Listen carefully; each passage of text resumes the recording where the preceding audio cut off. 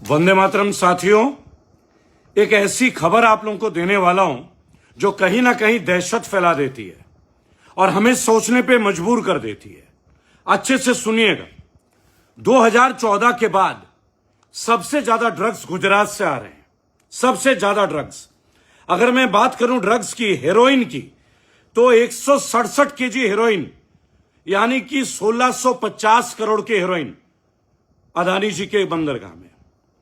Heroin की बात करूं, 3063 किलो, 21,370 करोड़। ये ड्रग्स 2014 के बाद सबसे बड़े तादाद पे आ रहे हैं। और कहां से आ रहे हैं दोस्तों? गुजरात से। और गुजरात में पोर्ट किनका है? अदानी जी का। और अदानी जी सबसे प्रिय किनके हैं? विश्वगुरु जी के, तो आप लोग जानते ही हैं। अब जो बात मैं आपको बोलने जा रहा हूं ना, वो इससे भी भयानक है। ये तो हो गई ड्रग्स की बात। एनसीआरबी की एक रिपोर्ट आई है, 13 लाख से ज्यादा महिलाएं गायब है पिछले कुछ सालों में। 13 लाख। उधर ड्रग्स आ रहा है खुल के। क्रोनोलॉजी को समझिएगा, इसकी जांच होनी चाहिए। इंडिया में जितने विसल ब्लोअर हैं, जितने खोजी पत्रकार हैं, मैं आप सबसे विनम्र निवेदन करता हूं, मैं तो उतर रहा हूं इस इन्वेस्टिगेशन में, आप लोग भी आइए। 13 लाख महिलाएं दिल्ली से, महाराष्ट्र से, मध्य प्रदेश से, पश्चिम बंगाल से, और ये एनसीआरबी का रिपोर्ट है। 2.25 लाख तो मध्य प्रदेश से गायब है महिलाएं। इतने बड़े पैमाने पे महिलाएं और बच्चे क्यों?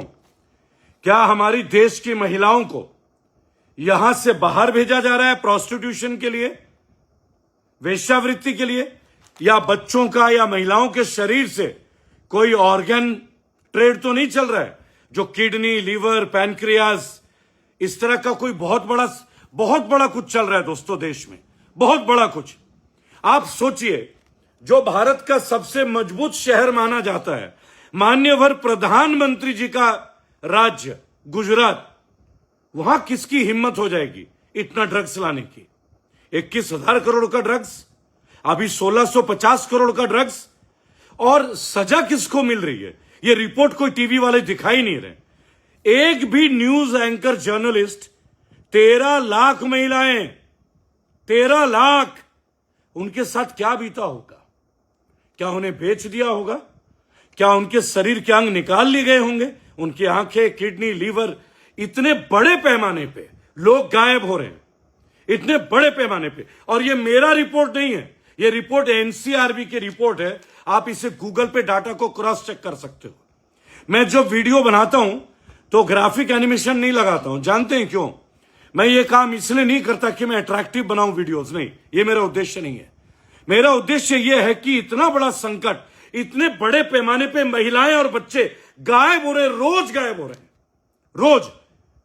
आखिरकार सरकार को, हमारे नेशनल मीडिया को, हमारे जर्नलिस्ट को, सुधीर चौधरी, चित्रा, अंजना ओम कश्यप, ऐसे लोगों को इसके ऊपर एक इन्वेस्टिगेशन नहीं मिल रही है। मालविका को, और वो थूकता है भारत नाम का, जो एक बोलता रहता है हमेशा, है, क्योंकि भारत के सपूत ऐसे नहीं होते अर्नब गोस्वामी की तरह।